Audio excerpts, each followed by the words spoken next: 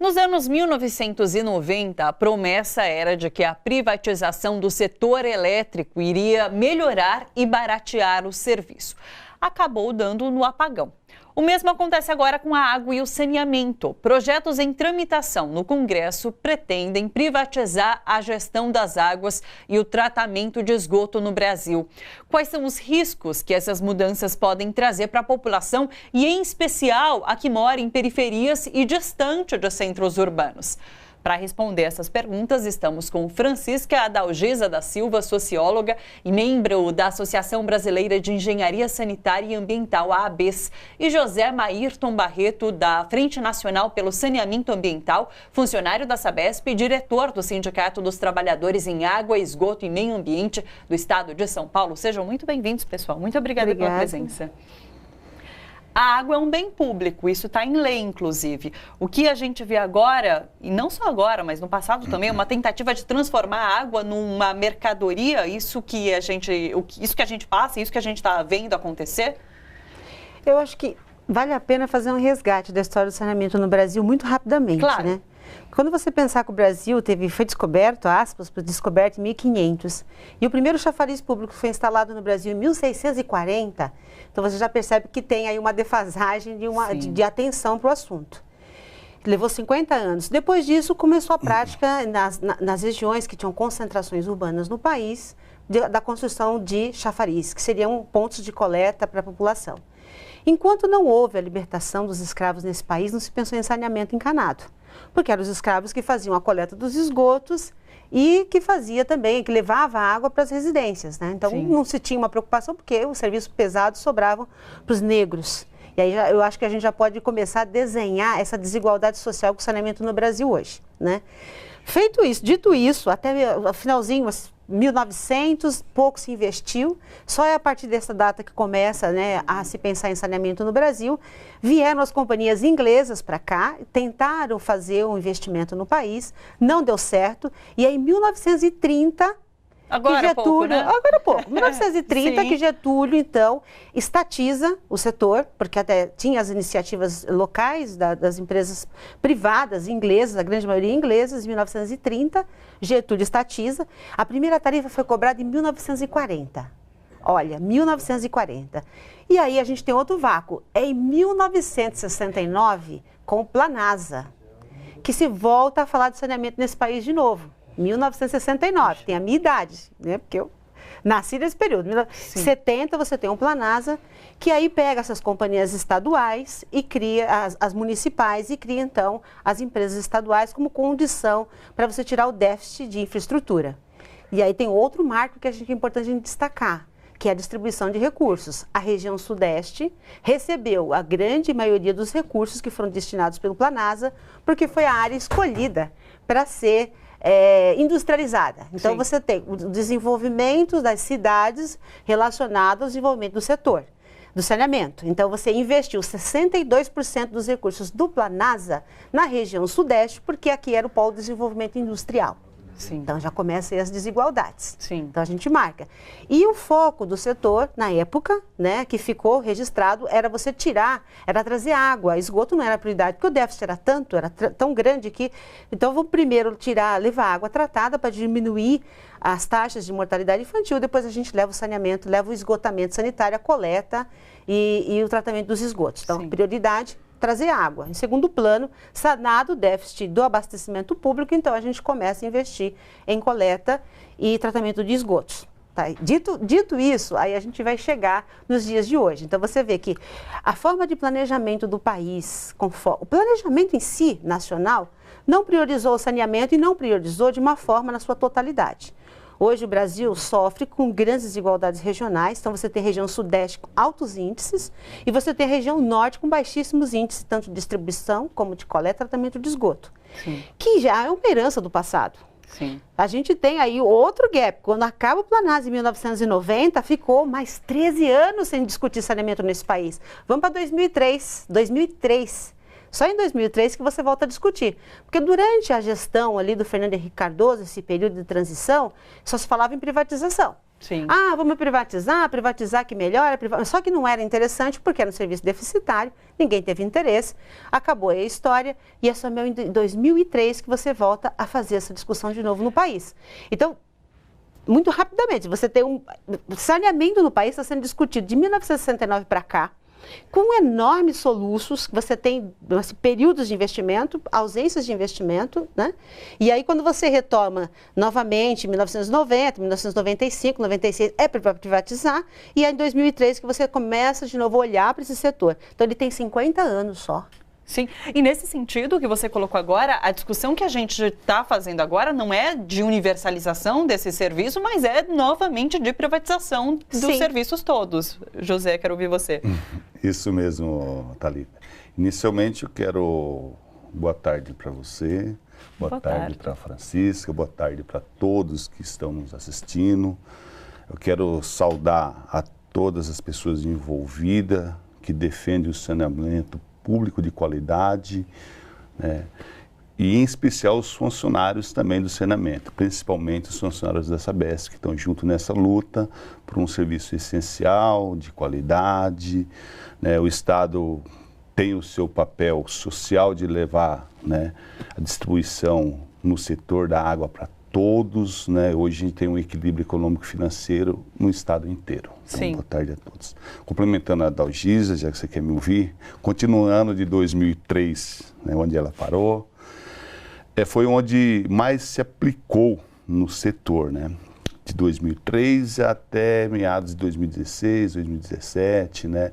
Onde até mesmo com PAC 1, PAC 2, né, água para todos, o governo federal se preocupou naquela época, nesse período, né, foi uma exceção de investimento que teve um crescimento bom no saneamento, onde depois, agora começa um certo retrocesso, né, com o fim do Ministério das Cidades, né. Enfim, teve várias ações que desencadeou o governo, só de dinheiro público, né, desse período de 2013 até 2017, 2016, foram cerca de 166, né, bilhões no setor público, né, e teve aproximadamente uns 20 bilhões do setor privado, né, das próprias companhias que têm participação como eles falam, dos parceiros estratégicos, né, o dinheiro internacional, mas pasmem e acredite, de todos esses 184 bilhões, só 117 bilhões foi realmente investido, foi utilizado, né, por falta de planejamento, por falta de buscar esse dinheiro para poder melhorar o setor. Sim. Né?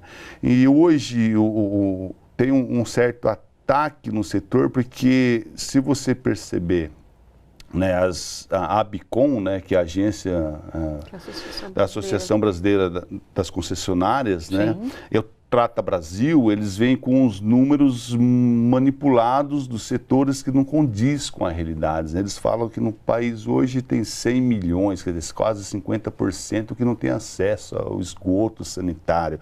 Não é verdade isso. Esse número é menor ou é maior? Menor, esse número é bem menor. Esse número no esgoto sanitário, né, contando com as forças sépticas, né, com recolhimento, não do tratamento, passa de 82% de acesso ao esgoto. Assim, e a água passa de 95%, contando a água encanada dentro das residências. Isso no Brasil geral. Né? Eu posso fazer uma adenda nessa questão? Porque hoje a gente trabalha com dados do Sistema Nacional de Informações sobre Saneamento. Ele é autodeclaratório, quer dizer, os municípios, eles fazem uma autodeclaração a respeito daquilo que eles fazem em termos de serviço. Tanto as empresas estaduais, como as privadas, como os municípios, eles declaram aquilo que eles entendem que é relevante, que é importante. Desse total, dos 5 mil municípios que nós temos no Brasil, tem 1.800 e poucos fazem essa declaração. Então, a gente tem uma boa parcela desses municípios que não participam do sistema, porque não é obrigatório, ele faz se ele quiser, né? Então, a gente trabalha com dados que eles acabam sendo também defasados, porque a cada 2 anos que você afere um dado. Então, hoje eu faço um relatório com a informação de 2017. Então, em 2019, estou analisando os dados de 2017. 2 anos se passaram. Muita coisa aconteceu nesse período, né? Então, existe até um esforço hoje, estão querendo modernizar, mas os dados que são fornecidos hoje, eles não dão, de fato, um recorte da realidade. Quando você pega as amostras por domicílio, que é uma outra forma de você aferir esses números pelo IBGE, aí você vai perceber que existe uma defasagem, como ele está colocando. Entendi. Então, você tem ali o que eles chamam de 50%, o PNAD traz como 65%. E aí eles fazem uma outra análise, né, que são aquelas populações ribeirinhas, as populações rurais. Sim. Nós temos 31 milhões de pessoas que vivem em área rural ainda. Então, a gente tem cerca de 3,5 milhões de pessoas que nem têm um banheiro ainda nesse país, a gente no século XXI. E esses recortes o PNAD consegue fazer, coisa que o CNIS não consegue, né? Entendi. Então, você acaba tendo formas de aferição diferentes, com números diferentes. Só que para atender essa demanda de mercado privatista, porque, de fato, toda vez que se fala em saneamento, com exceção durante o período, e aqui sem fazer, mas é o pessoal de esquerda, não sei o que, não. Sem querer fazer mesmo, porque só você pegar os investimentos, como o Fagian acabou de... Aí eu troquei o seu nome. O Maírton acabou de falar. A Gia deve estar falando. O Maírton acabou de falar, foi o período que mais se investiu. Porque durante a época dos governos anteriores, né, mesmo a transição pós-regime militar, até a eleição do Fernando Henrique Cardoso, toda vez que se olhava para o setor, vamos privatizar porque o privado é que vai dar resposta. Bem, haja visto, existe, olha o que está acontecendo no Chile hoje. Sim, é um exemplo muito bom, inclusive. Vamos ver o que aconteceu com a Argentina, que reestatizou. Sim. Privatizou e reestatizou. E é um movimento que está acontecendo no mundo. Mais de 860 cidades estão reestatizando serviços públicos. Por quê? Porque não deu certo. Mas o Brasil está muito na contramão, porque a gente fala de reforma da Previdência imitando o Chile, que está ali protestando em relação a está ali o resultado. Reforma, né? Com a água, a mesma coisa. Com a água, a mesma coisa. Agora, no começo do programa, eu citei essa questão dos anos 90 com a privatização do setor elétrico.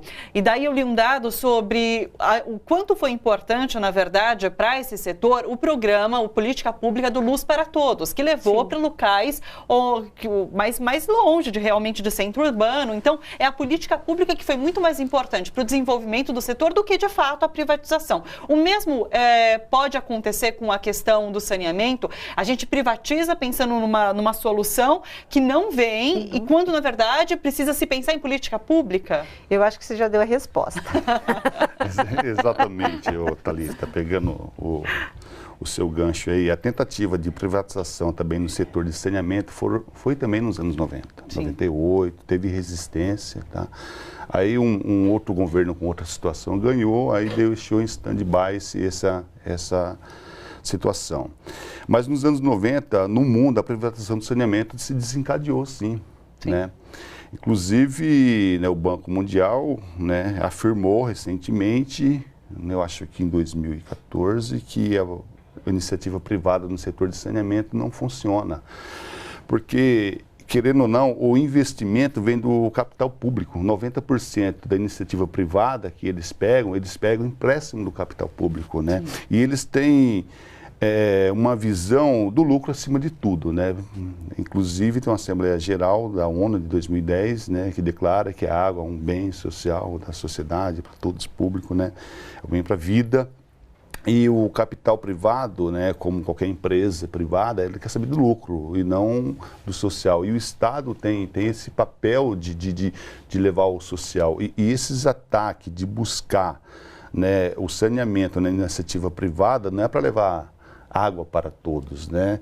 Hoje, assim, aproximadamente 5.600 municípios que existem, só 500 dão efetivamente lucro nesse setor de saneamento. Porque a finalidade acaba sendo cobrar taxa e não levar o saneamento e a água, enfim. E essa questão que você colocou, sem uma política pública efetiva, você não consegue fazer a universalização que tanto se fala. Não, olha, precisamos universalizar, então, peraí, vamos fazer um recorte. País, Brasil, dimensão continental, você tem diversas realidades, né? Sim. Região sudeste sempre foi privilegiada, está praticamente saneada. São Paulo está quase universalizado, tanto capital como todos os municípios que são atendidos pela Sabesp, a gente já está chegando na universalização antes de 2030, que é a meta do Plan SAB. Sim. A gente está caminhando muito bem, obrigada. A Sabesp é uma das melhores empresas de saneamento do mundo, da América Latina, então está aí, é uma empresa pública, né? Sim. Tem capital aberto, mas é uma empresa pública. Mas quando você olha o estado de São Paulo, fazendo um recorte para São Paulo, a gente estende isso para o território nacional. São Paulo não tem uma política pública de saneamento. Quem acaba atuando dessa forma é a própria Sabesp, né? Que faz essa política pública de saneamento efetivamente no estado. Quando você olha em termos de Brasil, não tem. E outra, quando veio o PAC 1 e o PAC 2, eles integraram habitação com saneamento. Habitação e saneamento têm que andar de mãos dadas, porque como eu urbanizo uma favela? Como é que eu retiro a população lá do fundo de vale? Vamos descer na Baixada Santista, que tem 30% da população morando em favela, palafitas, encostas de morro, fundo de vale. Tá, como é que eu vou levar saneamento para essas pessoas? Sim. Eu não vou levar se não tiver uma política de habitação. Até porque são áreas de proteção de mananciais, tem áreas de proteção APPs, APMs que você não pode entrar. Periferia de São Paulo, você tem ali a Zona Sul, Guarapiranga, Bínigs e outras tantas regiões periféricas aqui, que são áreas de proteção que você não consegue entrar. E se eu não consigo entrar, então quer dizer, eu tenho que tirar a população de lá. Se eu não tenho uma política de habitação, como é que eu resolvo? Vamos para as grandes capitais, Salvador, vamos descendo o Brasil adentro que você vai encontrar situação semelhante. Então, se você não tem políticas públicas que sejam casadas, ou seja, habitação e saneamento, habitação e energia, como você colocou, sim, o programa Luz para Todos. Eu tenho a minha família mora no Piauí. Eu tive parte da minha família que foi beneficiada com esse programa Luz para Todos. Em pleno, era inacreditável saber que em pleno século XXI tinham pessoas que não tinham energia elétrica, sim, ainda. E aí um tio veio aqui em São Paulo comprar fios, cabeamento, porque era muito caro lá, para colocar luz na época que saiu o programa Luz para Todos. Então é a mesma coisa, se você não tem, o governo não está subsidiando para essa população que tem menos capacidade de pagamento, sim, você não vai discutir universalização. E o capital, o sistema capitalista, ele não é filantrópico, ele não está aqui para fazer filantropia. Ai, pobrezinho do pobre, vou levar a aguinha para você de graça. Você consegue conceber isso? Você consegue conceber as empresas de saneamento retirando favela, de fundo de vale, botando na moradia um conjunto habitacional bonitinho com ligação de água? Você consegue conceber? Eu não consigo porque isso não existe no mundo. Sim. E são políticas públicas efetivas de Estado. Ou se a gente tem um governo efetivamente sério, comprometido, eu costumo dizer, aqui sem medo de errar, a Sabesp é uma excelente referência em termos de saneamento. Só que olha o que acontece em São Paulo. Ao invés de você ter um governador que pretende ser candidato no futuro, falar assim, olha, gente, deu certo assim esse modelo. Se eu for presidente, eu vou levar um modelo, sim, que funciona para o país. Não. Junto com a região sudeste, junto com Minas Gerais, fizeram um encontro dos governadores, selaram o pacto de privatizar. E fizeram um projeto de lei, porque o 3261, ele é focado em privatizar a Sabesp, no estado de São Paulo, Minas Gerais e Rio de Janeiro. E ontem, no debate da comissão, isso ficou evidente, porque os governadores do Nordeste, alguns estavam presentes na comissão ontem em Brasília fazendo esse debate. Quer dizer, então, que você, o deputado que fez o projeto, o Geninho Zuliani, que é paulista, que é do interior de São Paulo, vocês fizeram um projeto que visa a privatização do Sudeste e esqueceram que o Brasil não é só a região Sudeste. Sim.